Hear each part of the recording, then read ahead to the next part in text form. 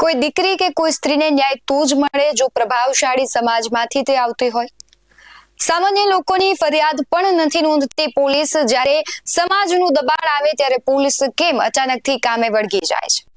શું પોલીસની નૈતિક ફરજ નથી હોતી કે તેમણે સામાન્ય લોકો જે પોતાના દુઃખ દર્દ અને કોઈ તેમને હેરાન કરે છે અથવા તેમના પરિવારજનોની કોઈ હત્યા કરી નાખે છે તો તેમની ફરિયાદ સાંભળે? આ સવાલો એટલા માટે થઈ રહ્યા છે કે મહેસાણામાં જે પાટીદાર દીકરીની હત્યા થઈ ગઈ છે અને ત્યારબાદ તેમાં જો સમાજ પોતાનો પગ પસેરો કરે છે તો એ દીકરીની પોલીસ ફરિયાદ નોંધે છે, ત્યાં સુધી પોલીસ છે તેમની કામગીરી પર સવાલ ઉભા થતા હોય છે, કારણ કે પોલીસ ફરિયાદ નથી નોંધતી, કારણ કે તે દીકરીની માતા વિધવા છે અને તેના માટે કોઈ અવાજ ઉઠાવવા વાળું નહોતું। નમસ્કાર, ગુજરાત BS9 TV ન્યૂઝમાં આપની સાથે હું છું ભગવતી વિશાવડિયા। આમ તો પોલીસની શંકાસ્પદ કામગીરી ઉપર અનેક વખત આપણે બોલી ચૂક્યા છે।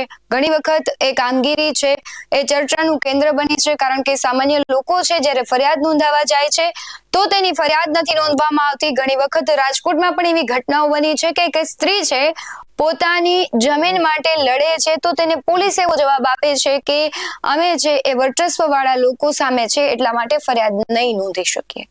શું પોલીસ કોઈના દબાણ હેઠળ કામ કરી રહી છે? આવા સવાલો અનેક વખત થઈ રહ્યા છે, પરંતુ મહેસાણાના રામોસણા ગામે જે પાટીદાર દીકરીની હત્યા થાય છે, 10 દિવસ સુધી કોઈ જ કાર્યવાહી નથી થતી। ત્યારબાદ સ્થાનિક સંગઠનો પણ કામગીરી કરે છે ત્યારે કોઈ રિસ્પોન્સ પોલીસ નથી આપતી, પરંતુ જ્યારે પાટીદાર આગેવાનો છે તે ફરિયાદ નોંધાવા જાય છે, પોલીસ પાસે જાય છે, ત્યારે આખરે ફરિયાદ નોંધાય છે અને એમાં કાર્યવાહી થાય છે। સમગ્ર ઘટનામાં વરુણ પટેલ છે તે શું કહી રહ્યા છે, અમારી સાથે તેમણે વાતચીત કરી હતી। તેમનો પણ એ જ સવાલ હતો કે જ્યારે અમે લોકો આ ઘટનામાં આ કેસમાં પડ્યા ત્યારે પોલીસે ફરિયાદ નોંધી છે।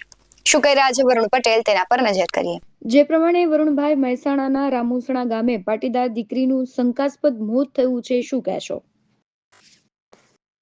શંકાસ્પદ જે મોત થયું હતું એમાં અમને અને ત્યાંના સ્થાનિક આગેવાનોને આશંકા હતી કે આ હત્યા છે, અને અમારી આશંકા સાચી પણ ઠરી છે। એમાં હત્યાની ફરિયાદ પણ દાખલ કરવામાં આવી છે અને આરોપીની પણ ધરપકડ કરી લેવામાં આવી છે। 24 કલાકમાં જ પોલીસે આ કાર્યવાહી કરી હતી।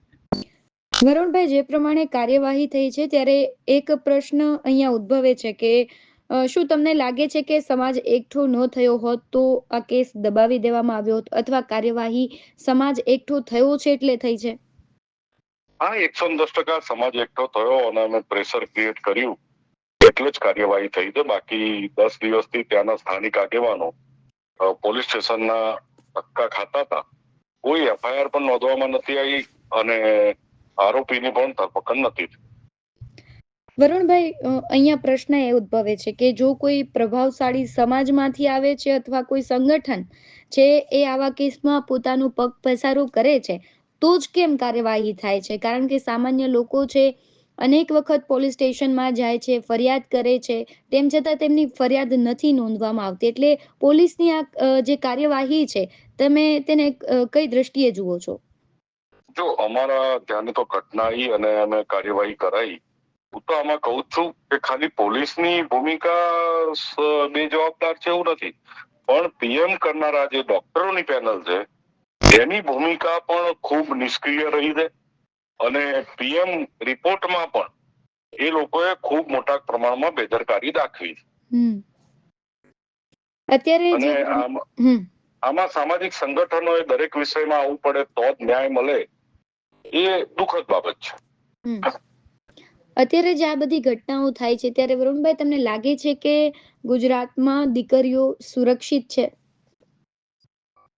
ગુજરાત પોતે વ્યક્તિગત રીતે હું એવું માનું છું, હું સમય આવે સૌથી વધારે સરકારની આલોચના પણ કરતો હોઉં છું, પણ એકંદરે ગુજરાતમાં સલામતી સારી છે।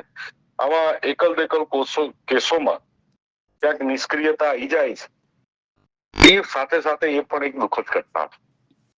અને જે આરોપી છે એની અટકાયત કરવામાં આવી છે, તમને લાગે છે એની સાથે કોઈ અન્ય વ્યક્તિ અથવા કોઈ પીઠબળ તેની સાથે જોડાયેલું હોય? કારણ કે આટલા દિવસ સુધી જો ફરિયાદ ન નોંધાય તો એ પણ એક શંકાશીલ પ્રશ્ન છે। 100%ની વાત છે, એટલે એ દુઃખદ બાબત છે અને એ દુઃખદ બાબતમાં પોલીસની જોડે અમે કન્ટિન્યુ ટચમાં છીએ કે આની પણ ડિટેલમાં તપાસ કરવામાં આવે. જી વરુણભાઈ, આપ જોડાયા તે બદલ ખૂબ આભાર. સવાલ માત્ર એક પાટીદાર દીકરી પૂરતો નથી. ઘણા બધા એવા સમાજો છે કે તેમનું કોઈ મોટું સંગઠન નથી, તેમનું વર્ચસ્વ પણ નથી અને તેમને ન્યાય પણ નથી મળતો. શું કોઈ એક વ્યક્તિ અથવા એક સમાજ વર્ચસ્વ ધરાવતો હોય, પ્રભાવશાળી હોય તો જ તેને ન્યાય મળશે?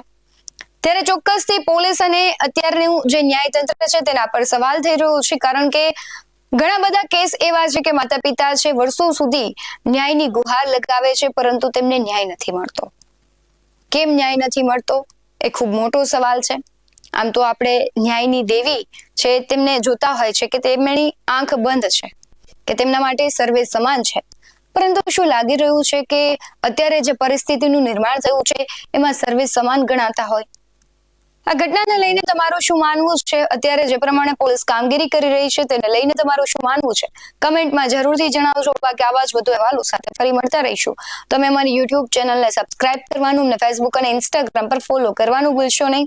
બાકી અવનવી અપડેટ્સ મેળવવા માટે આપ જોતા રહો BS9 TV ન્યૂઝ. નમસ્કાર.